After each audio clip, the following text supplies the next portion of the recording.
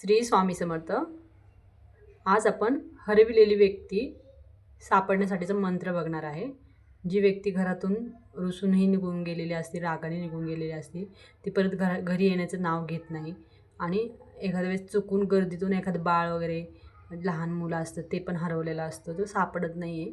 तर त्यासाठीचा हा मंत्र आहे.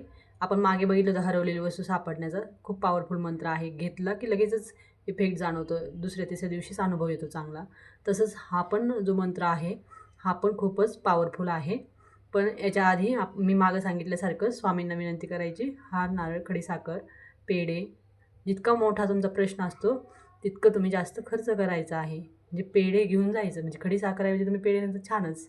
आणि त्यांना सांगायचे, विनंती करायची आहे की आमचा हा प्रश्न सॉल्व करा. आणि मारुती रायांना पण विनंती करायची. आता इथे हरवलेल्या व्यक्तीसाठी मारुती रायांना पण सांगायचं की ती जी व्यक्ती बाहेर कुठं गेलेली आहे, ती येण्याचं नाव घेत नाही, तर तिला बुद्धी द्या घरी येण्यासाठीचा.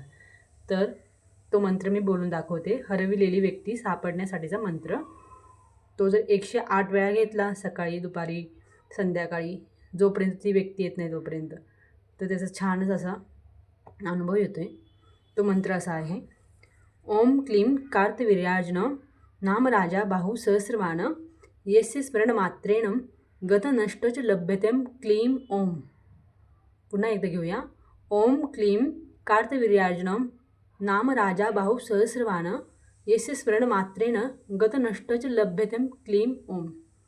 अशा प्रकारे हा मंत्र घेतला, सेवा पूर्ण झाली आणि मनोमन प्रार्थना करायची की ती व्यक्ती लवकर घरी येऊ द्या.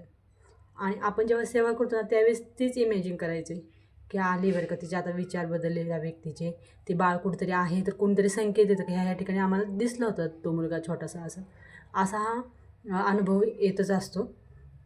श्री स्वामी समर्थ.